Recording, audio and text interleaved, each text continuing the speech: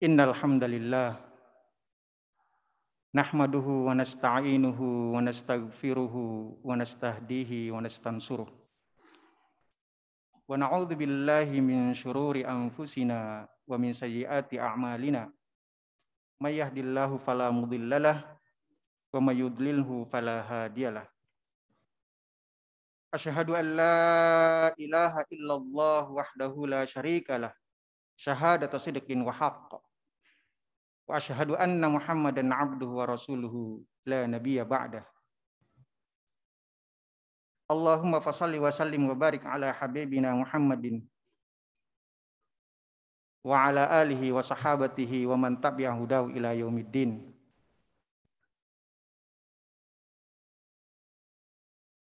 Usi nafsi wa iyyakum bitaqwallah faqad fazal muttaqun.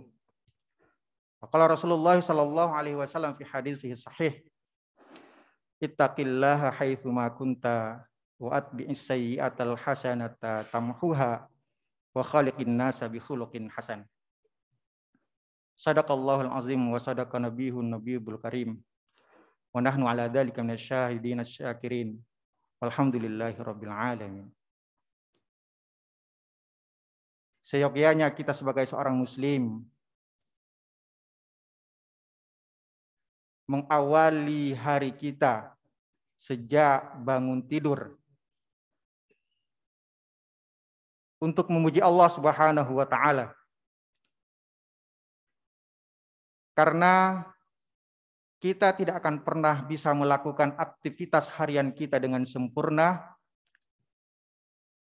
jika kita tidak memuji bersyukur kepada Allah Subhanahu wa taala. Alhamdulillah. Alhamdulillahilladzi ahyana ba'dama amatana wa ilaihin nusyur. Atau doa yang biasa dipakai oleh Rasulullah sallallahu alaihi wasallam ketika beliau bangun tidur. Alhamdulillahilladzi radda ilayya ruhi wa afani fi jasadi wa adzina li bidzikrihi.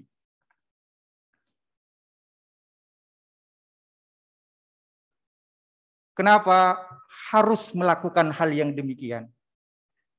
Kenapa kita harus mengawali hari kita dengan bersyukur, berterima kasih, memuji Allah Subhanahu wa taala? Itu artinya kita berikrar di hadapan Allah Subhanahu wa taala bahwa kita sebagai seorang hamba tidak ada daya dan kekuatan apapun, sedikit pun kita tidak punya kuasa terhadap diri kita. Siapa yang menjamin ke kita membuka mata kita bangun tidur? Kemudian di antara kita bisa menjamin bahwa kita bisa berdiri? Tidak ada. Karena itu seyogyanya kita sebagai seorang hamba harus mengucapkan pujian itu kepada Allah Subhanahu wa taala atas segala kudrah dan iradahnya. Demikian pula ketika kita sudah memulai aktivitas harian kita.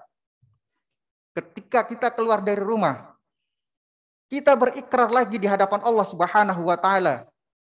Tawakkaltu 'alaika. Aku bertawakal kepadamu ya Allah. Bismillahi tawakkaltu 'ala Allah, la haula wala quwata illa billah. Barangkali ini hal yang sepele, yang kadang-kadang luput dari perhatian hati kita, luput dari perhatian iman kita. Karena itu, bagaimana Rasulullah Shallallahu Alaihi Wasallam lewat wahyu dari Allah Subhanahu Wa Taala dibimbing, mengarahkan kita supaya kita tetap berada di dalam jalur keimanan kepada Allah Subhanahu Wa Taala. Rasulullah Shallallahu Alaihi Wasallam bersabda dalam sebuah hadisnya yang diriwayatkan oleh Imam Muslim, At-tuhuru syatrul iman. Ketahuilah wahai umatku, at-tuhur, kebersihan, nilai bersih, suci, baik secara fisik atau di dalam hati kita, itu bagian kesempurnaan iman kita.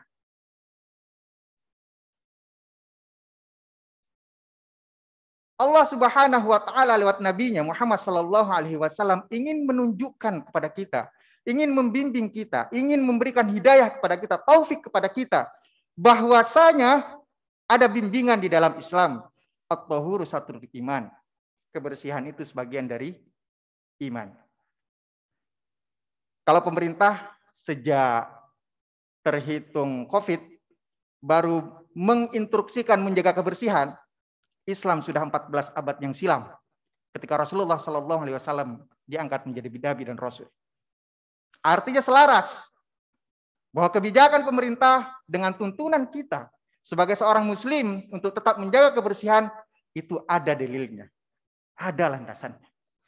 Coba kita bayangkan ketika kita dalam penampilan kumuh, mohon maaf, badan kita masih bau, ada nggak yang mau mendekat dengan kita? Mungkin di pinggir jalan sana, di beberapa tempat, kita menjumpai ada orang yang penampilannya di bawah kewajaran. Saya yakin juga terbesit di dalam hati kita, kok penampilannya kumuh. Kita mungkin enggan untuk mendekatinya. Karena itu Islam mempelajari itu. Islam mendidik tentang kesehatan, tentang kebersihan. Penting sekali. At-tuhuru syatrul iman. Bahkan tidak hanya dinilai dari sisi lahiriahnya saja, bahwa dalam berinteraksi sosial itu menjaga kebersihan, tetapi Allah Subhanahu wa taala lewat wahyu, bimbingan wahyu kepada Rasulullah sallallahu alaihi wasallam dalam hadis ini itu dinilai sebagai pahala oleh Allah Subhanahu wa taala. Sadar atau tidak sadar, pada hakikatnya kita telah menjalankan prinsip dasar di dalam al-Islam ini.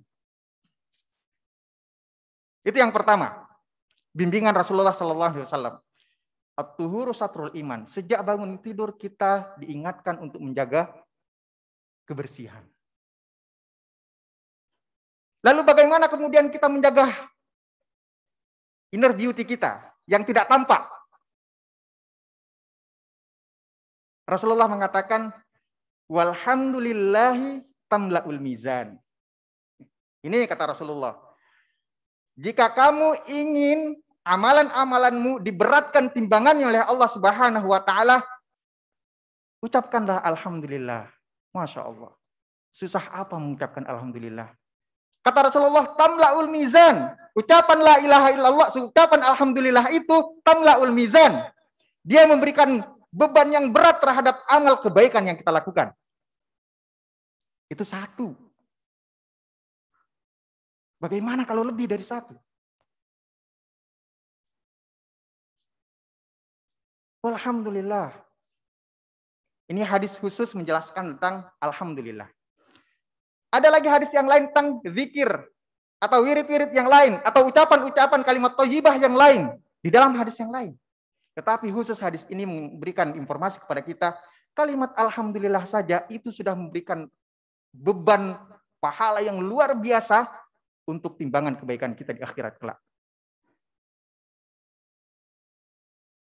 Lalu apalagi yang ketiga?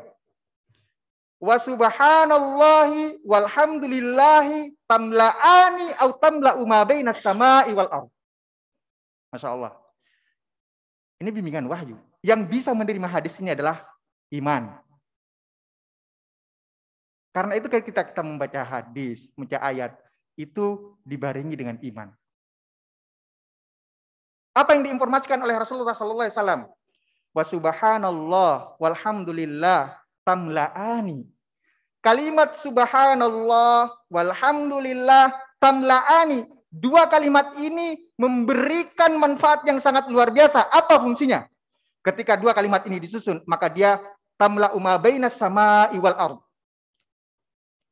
Dia memenuhi ruang kosong antara langit dan bumi. Nilainya begitu dahsyat di sisi Allah Subhanahu wa taala. Pertanyaannya, sejak kita bangun tidur sampai detik ini, berapa kali kita mengucapkan dua kalimat ini? Lalu tiba-tiba kemudian kita memohon kepada Allah Subhanahu wa taala untuk dihusnul khotimahkan. Kita memohon kepada Allah Subhanahu wa taala untuk dimasukkan ke surganya. Padahal dua kalimat yang ringan ini saja kita belum mampu untuk mengevaluasinya dalam diri kita sendiri.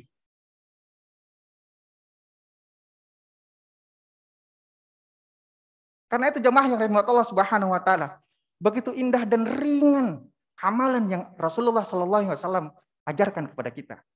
Tidak berat untuk menjadi di ahli surga. Tidak berat. Informasi yang keempat dalam hadis ini disampaikan oleh Rasulullah sallallahu alaihi wasallam. Was-sholatu nurun. Dan salat itu akan memberikan cahaya. Menjadi cahaya.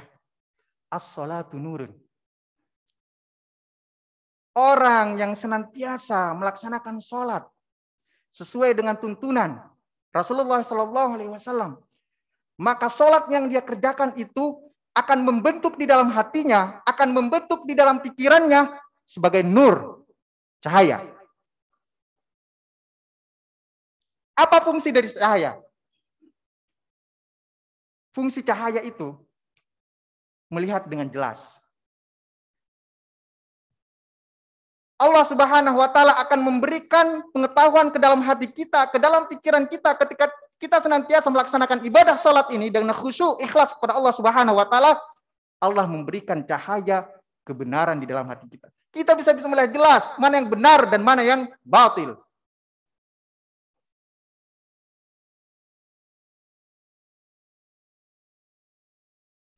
Simple. Laksanakan ibadah salat sesuai dengan tuntunan dan kaidah di dalam al-Islam. Yang terpenting dalam pelaksanaan semua ibadah syariat Islam itu adalah al-ikhlasu billah. Murnikan semuanya kepada Allah Subhanahu wa taala.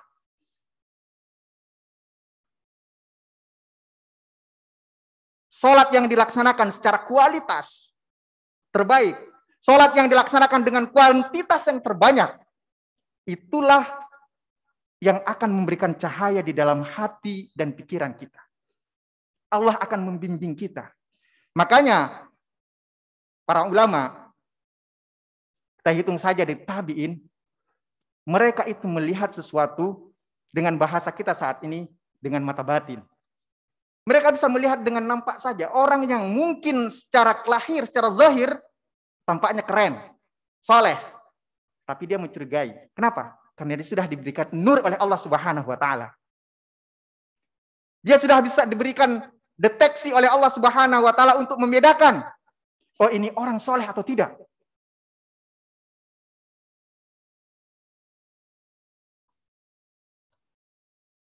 Itu informasi yang keempat yang Rasulullah Shallallahu Alaihi Wasallam berikan kepada kita, supaya kita tetap berada di dalam bimbingannya.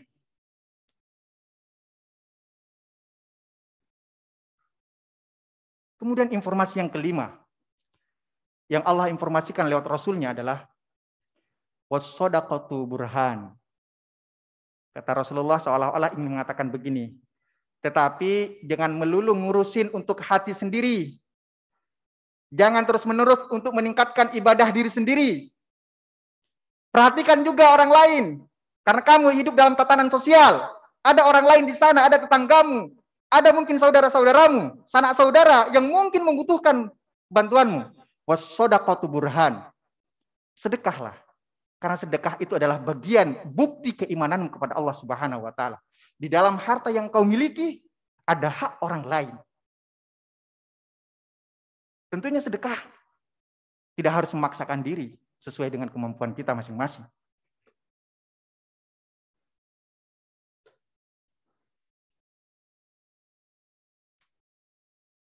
Dalam pelaksanaannya, kadang-kadang sedekah disalahartikan.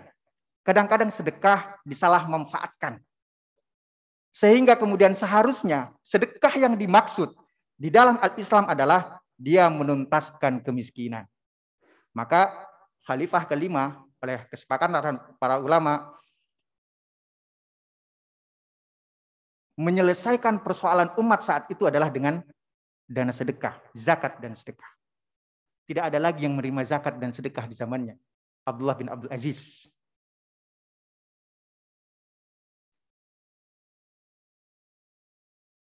Jemaah yang dirahmati Allah Subhanahu wa taala. Itu informasi kelima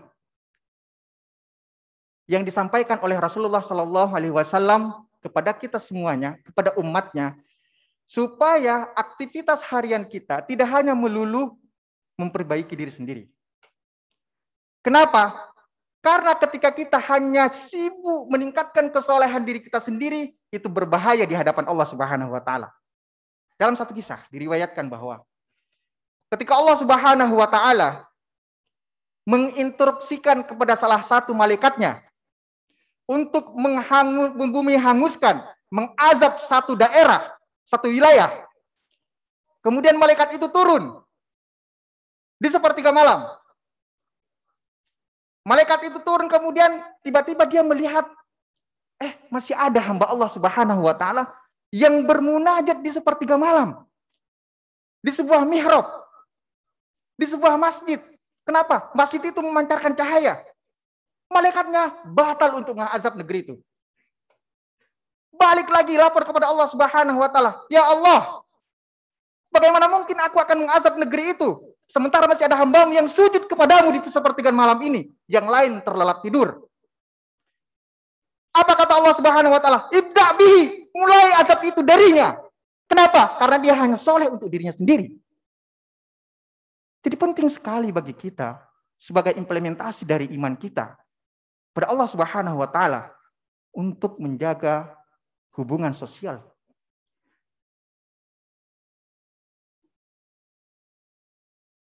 Karena itu jamaah yang rahmat Allah Subhanahu wa taala. Mungkin saat ini kita terbatas untuk interaksi sosial kita. Tapi Masya Allah, Allah Subhanahu wa taala masih memberikan anugerah yang sangat luar biasa kepada kita. Mungkin di antara kita, saudara kita, tetangga kita, teman kita, sahabat yang setiap hari mungkin kita interaksi dengannya, saat ini kemudian mendahului kita dengan musibah pandemik ini. Tetapi setidaknya pelajaran bagaimana kita menjaga interaksi sosial kita itu tidak boleh putus, walaupun dengan batas-batas tertentu. Barakallahu li wa lakum fil Qur'anil Karim. Wa nafa'ani wa iyyakum bima fihi minal ayati wa dzikril hakim. Wa taqabbala minni wa minkum tilawatahu innahu was-sami'ul 'alim. Fastaghfiruhu innahu huwal ghafurur rahim.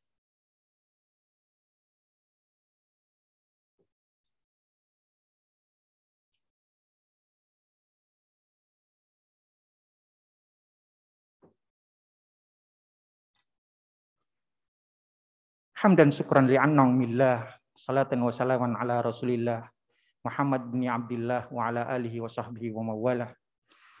Asyhadu an la ilaha illallah wahdahu la syarikalah. Syahadatu sidqin wa haqq. Wa asyhadu anna Muhammadan abduhu wa rasuluhul mab'uts rahmatan lil alamin. Allahumma fashalli wa sallim wa barik ala habibina Muhammadin wa ala alihi wa sahabatihi wa man tabi'a hudahu ila yaumiddin. Wa nahnu ala dzalika minasyakirin wasyahidin. Walhamdulillahi rabbil alamin. Usi nafsi wa iyyakum bittaqwallah faqad fazal muttaqun. Faqala Allah Ta'ala fil Qur'anil Karim, innallaha wa malaikatahu yusholluna 'alan nabi. Ya ayyuhalladzina amanu shallu 'alaihi wa sallimu taslima. Allahumma shalli wa sallim wa barik ala habibina wa qudwatina wa uswatina Muhammadin sallallahu alaihi wasallam wa ala alihi wa sahabatihi wa man tabi'a hudahu ila yaumiddin.